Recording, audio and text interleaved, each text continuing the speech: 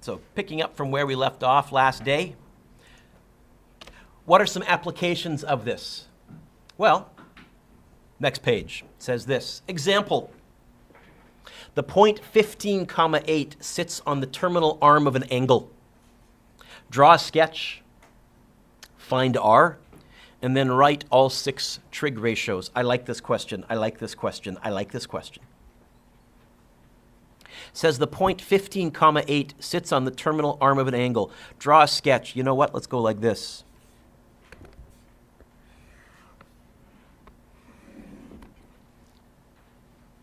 (15,8), I think, Brooke, would look something like this. It would be 15 over 8 up. It would be right there. Is that rough sketch, Connor? I mean, I'm close. Is that okay? So this is 15, 8. Draw a sketch. And the angle we're talking about, I guess, is that one right there.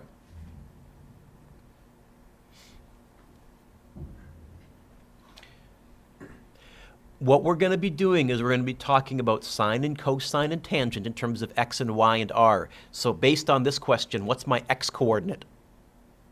It's meant to be really obvious. Let's write down here x equals 15. Based on this question, what's my y coordinate? Also meant to be really obvious.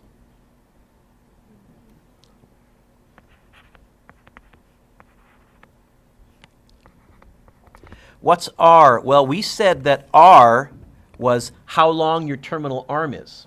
How can I figure that out? Well, turns out I have a lovely little right-angled triangle there. How can I figure out how big r is? I heard it. Pythagoras. We said that it turns out that r squared equals x squared plus y squared. What's x? What's y? So r squared is going to be x, oh, not x, I already asked that question. 15 squared plus 8 squared. And then don't forget to square root 15 squared plus 8 squared equals square root. What's r? Sorry? Okay. R equals 17. You know what? I need to move that up a little bit. Which I can. Ta-da. Jordan, you okay with how we found that? Yep. Now, you ready? It said, draw a sketch, check. Then what did it say, Jordan? Find, check. Then what? Write all 6 trig. So, what are the 6 trig ratios? Well, there's sine, there's cosine, and tangent. Which one goes with cosecant, sine or cosine or tangent? Let's put that next to sine. Which one goes with, that's cosine?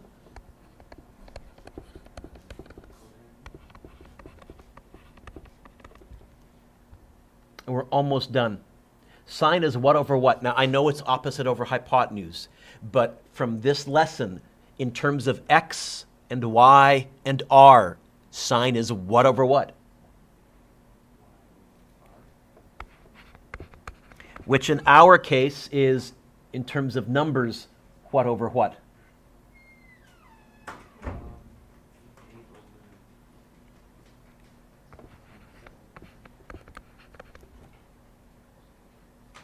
Yes? Yeah. Cosine is what over what in terms of x and y and r? Cosine is what over what in terms of x and y and r? So Roy, in terms of this question then, what's cosine? 8 over 17? 15 over 17.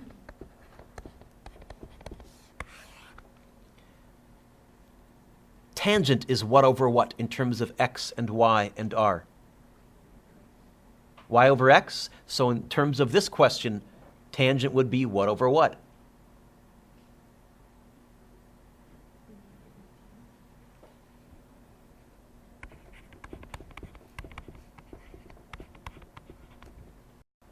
Right? Rachel, a chill should be going down your spine right now.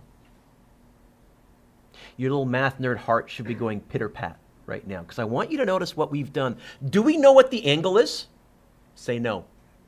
But by being clever, even though we don't know what the angle is, I'm able to tell you what its sine and its cosine and its tangent are, and in fact, as exact value fractions, not even as yucky decimals.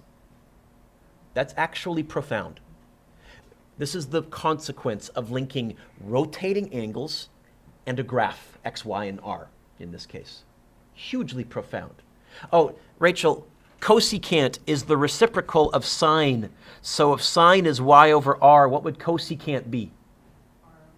Specific to this question then, if sine is 8 over 17, what would cosecant be? 17 over 8. And Caitlin, secant is the reciprocal of cosine. Cosine is x over r. So what would secant be in terms of x and y and r? Secant is the reciprocal of cosine. So if cosine is x over r, what would secant be? Yes. And specific then, if cosine is 15 over 17, what would secant be? Yeah, don't overcomplicate it. Reciprocal just means flip it. Is that okay? Is that all right? And Silka, cotangent is the reciprocal of tangent. If tangent is y over x, what's cotangent? X over y, and specifically in this question? Again, Brooke, think about what we just did. Even though we don't know what the angle is, and we don't, I was able to find all 6 trig functions. Big deal. Huge deal. Let's try another one. Angle B terminates in the first quadrant and has cosine of B equals, Roseanne, you got the notes? Right? Equals 1/4. Draw a sketch, then find the remaining 5 trig ratios as exact values. Okay. Our sketch is going to be on the left. Our trig ratios are going to be on the right. So we're going to have sine of B, cosine of B, tangent of B. Which trig ratio goes with sine? Okay, Vaughn, with me? Which trig ratio goes with sine, folks? Cosecant? Which trig ratio goes with cosine?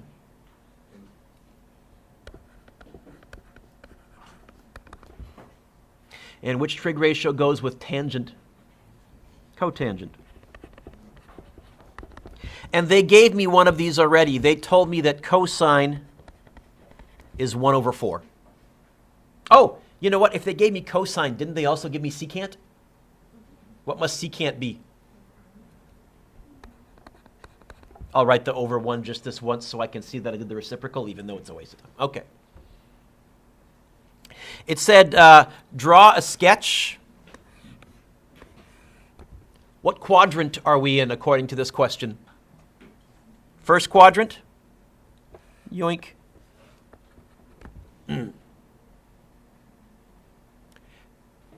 Now, Ellen, we tackled this last question because we knew the point x comma y. Did they tell me the point x comma y this time? Say no. What did they tell me? It says cosine equals, wait a minute, in terms of x and y and r, cosine is what over what? Okay, if they told me, which they did, if they told me that cosine of b equals 1 over 4, what they've really done is they've told me x and they've told me r. Hey, let's write that down. X equals 1, r equals 4.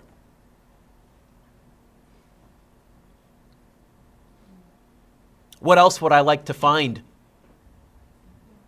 Because I asked you to. What else would I like to find? Why? Because I asked you to. What else would I'd like to find y. Rosanna, can you read to me what I wrote right up here? Is it big enough for you to read? No? Oh, boy. Let's write that down here. R squared equals x squared plus y squared. I guess that means that y squared equals r squared minus x squared. If I get the y squared by itself. Yeah? Oh, yeah. Which is going to be, what's r? 4. Squared? Yeah, it's going to be 4 squared minus 1 squared. Seb, what'd you say 4 squared was? What's 1 squared? This is 16 take away 1, which is? Okay, y squared is 15. That's y squared. How do I get rid of a squared?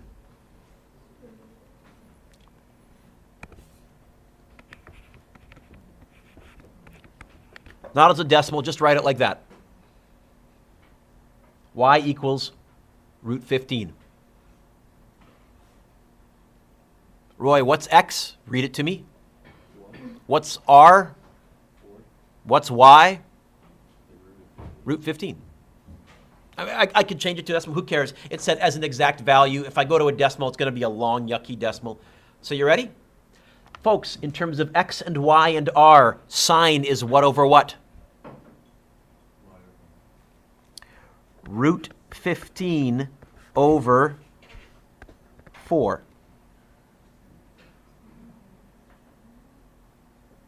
Is that okay, Caitlin? Yeah. Cosine we already did. Tangent is what over what in terms of x and y and r? It's y over x. What's the y coordinate? Root 15 over, what's the x coordinate? 1. Although, Jake, probably in the answers, they wouldn't bother putting the over 1 part. They would just assume root 15. Is that okay? Oh, and Jake, cosecant is the reciprocal of sine. This is the reciprocal of that. So if sine is root 15 over 4, what's cosecant? 4 over. And what would cotangent be? 1 over. Again, think about what we've just done. Without a calculator, you might have needed to do the Pythagoras in your head. No, you did the Pythagoras in your head, didn't you? Without a calculator, you did the squared in your head, right? You went, right? Without a calculator, Seb, they gave us one trig value, cosine, and we were able to find as exact values all of the other trig values, and we still don't know what the angle is. Who cares? We didn't need it. This was very profound in the pre-calculator days. Let's try one more. It says angle theta terminates in the third quadrant and has tangent equal 4/3. Draw a sketch and then find the remaining trig ratios as exact values. Okay.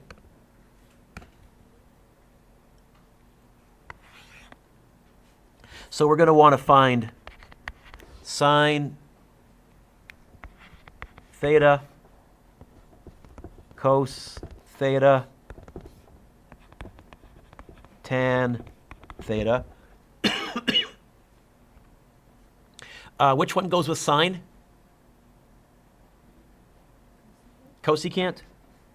I always try and do them like that because that way it's easier for me to do the reciprocal trick. Which one goes with cosine? Secant. Which one goes with tangent? That's the easy one to remember. Cotangent.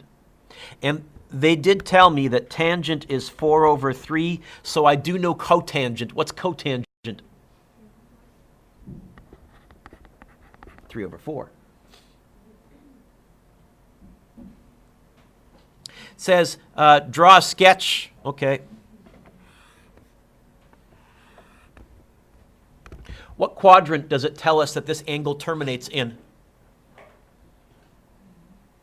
Quadrant 3. Which one's quadrant 3? Top or bottom? Left or right? Okay. You know what?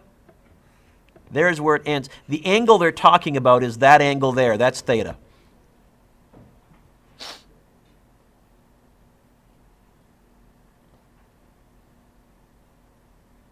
What else have they told me? Well, anytime, Colin, that they give me a trig ratio as a fraction, what they're always going to be doing from now on is they're telling me 2 of x and y and r.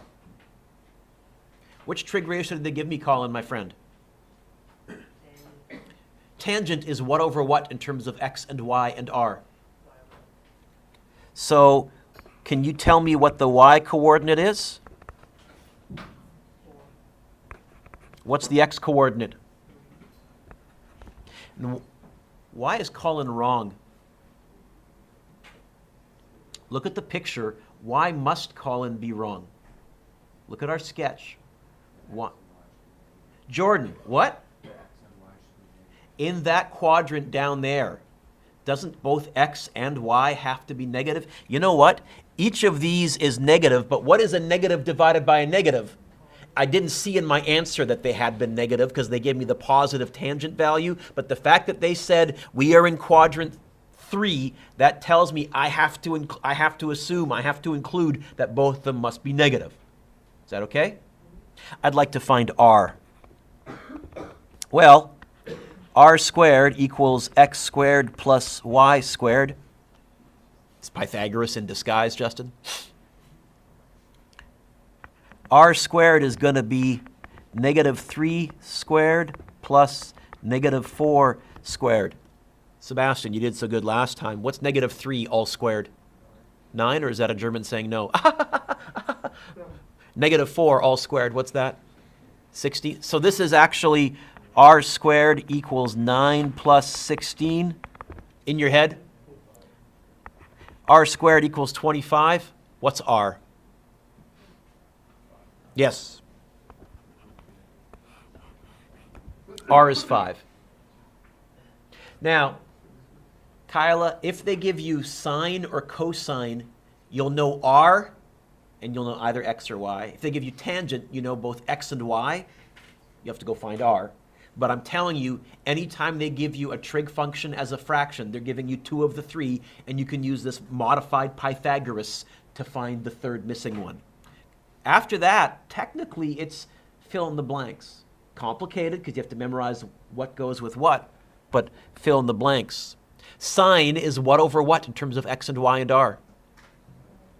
So here, what's it going to be? Negative. Sine is going to be negative 4 over 5. Oh, what would cosecant be? Negative 5 over 4.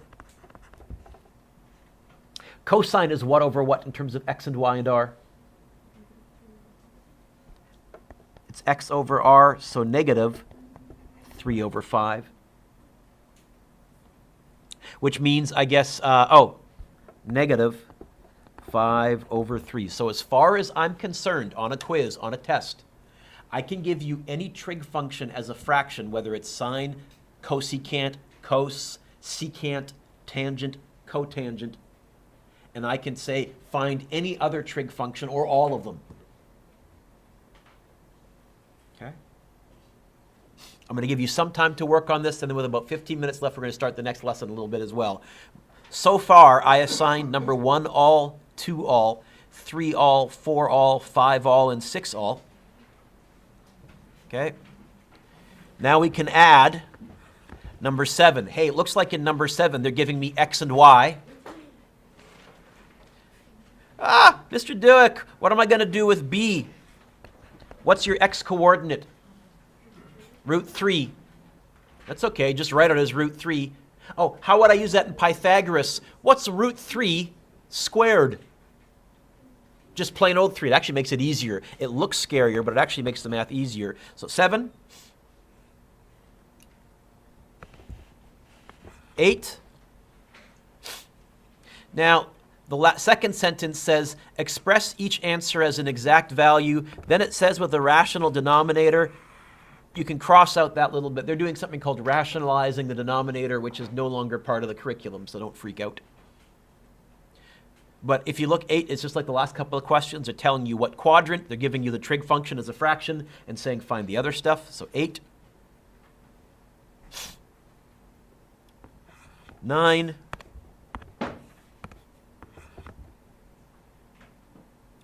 10, and 11. So I'm assigning all of them.